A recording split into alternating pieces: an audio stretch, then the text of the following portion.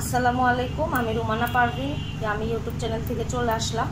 আজকে আবারও দেখাতে চলে আসলাম গরুর মাংস আলু দিয়ে রান্না। তো সেই দিনের আর আলু দিয়ে রান্না করা হয়নি বলে আজকে দেখাতে চলে আসলাম। তো সেই দিনের মতোই আমি এটার মধ্যে দিয়ে দিলাম পেঁয়াজ কুচি এবং টমেটো এবং তেজপাতা। তারপর আর কি কি দিচ্ছি সেটা আপনাদেরকে দেখাচ্ছি। এখন এর মধ্যে দিয়ে দিব আমি ধনিয়া গুঁড়ো, পরিমাণ মতো দিয়ে দিব, আমার যতটুকু প্রয়োজন। ঠিক সেই প্রসেসেই আমি মাখাবো, তবে আজকে কিছু মশলা আমি দিব না আর কি। তো আপনারা যারা আমার পেজটা পেজ বলতে গেলে চ্যানেলটা আর কি এখনও সাবস্ক্রাইব করেন নাই, প্লিজ সাবস্ক্রাইব করবেন। এটা হচ্ছে গোলমরিচ গুঁড়ো। গোলমরিচ গুঁড়ো আমি মাংসের মধ্যে খেতে পছন্দ করি, এই জন্য আমি গোলমরিচটা সবসময় দিই।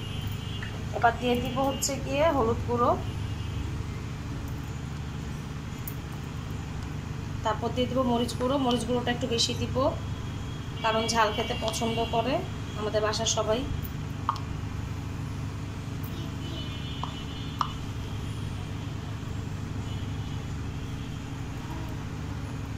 এবার দিয়ে দিব হচ্ছে গিয়ে লবণ।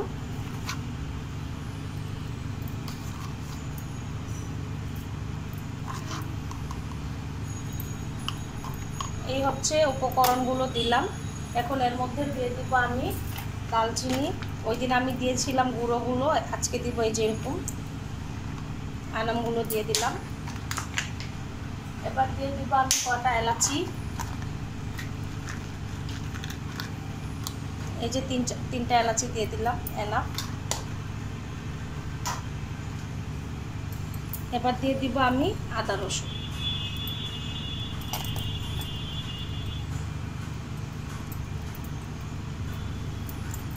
এই আমার সব ধরনের মশলা দেওয়া শেষ। এখানে কিন্তু ওই দিনের মতো অন্যান্য মশলা আমি দেই নাই। তো এই আমার মশলার প্রসেসগুলো শেষ। এখন দিয়ে দিব সয়াবিন তেল। সয়াবিন তেল দিয়ে এটাকে ভালো করে মাখিয়ে নিব। তো এখন আমি আগে এটা মাখিয়ে নিচ্ছি। সয়াবিন তেল দিয়ে চুলাতে একবারে বসিয়ে দিব একটুখানি পানি দিয়ে। ঠিক সেই প্রসেসেই মাখাবো এবং সুন্দর করে এটাকে মাখিয়ে তারপর আমি তেল দিয়ে পানি দিয়ে বসিয়ে দিব।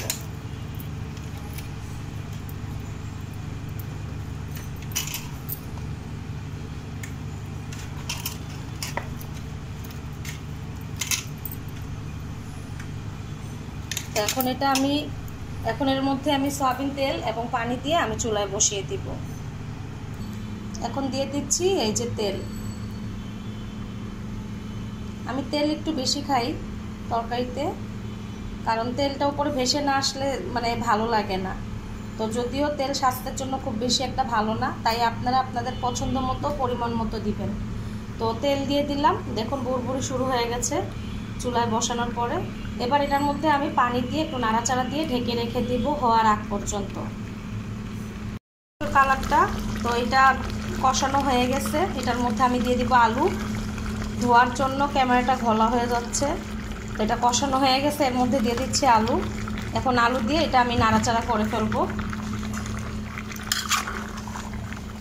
মাংসটা খুব সুন্দর কষানো হয়েছে এবং মাংসটা দেখতেও ভালো হয়েছে, যে নরম।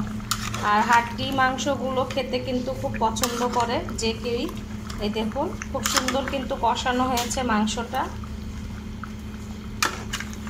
এখন এটাকে আমি সুন্দর করে নাড়াচাড়া দিয়ে এটাকে এখন আলু সিদ্ধ হওয়ার জন্য রেখে দিব। এখন আমি আলুটা ভালো করে সিদ্ধ হওয়া পর্যন্ত আবার ঢেকে রেখে দিব। আলুটা সিদ্ধ হওয়ার জন্য আমি নাড়াচাড়া দিয়ে এর মধ্যে দিয়ে দিলাম পানি এবং এখন এটাকে আমি ঢেকে রেখে দিব যতক্ষণ না পর্যন্ত আলু গলে যায়, সিদ্ধ হয়ে যায়, ততক্ষণ পর্যন্ত আমি এভাবেই ঢাকনা দিয়ে আটকে রেখে দিব। তো সেই পর্যন্ত আমার ভিডিওর পাশে থাকুন। আমার আলু দিয়ে গরুর গোশতটাও রেডি হয়ে গেছে। এখন এর মধ্যে আমি দিয়ে দিব ধুয়ে রাখা কাঁচামরিচ। এই দেখুন কাঁচামরিচগুলো দিয়ে দিচ্ছি।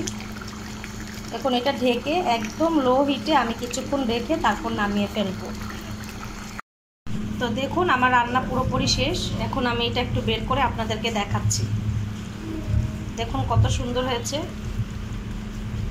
সবার ঘরে এই ধরনের রান্না হয়, আর এই ধরনের রান্না সাদা ভাত দিয়ে কাঁচামরিচ দিয়ে খেতে কিন্তু খুবই মজার। তো আমিও আজকে এটাই রান্না করলাম বৃষ্টির দিনে।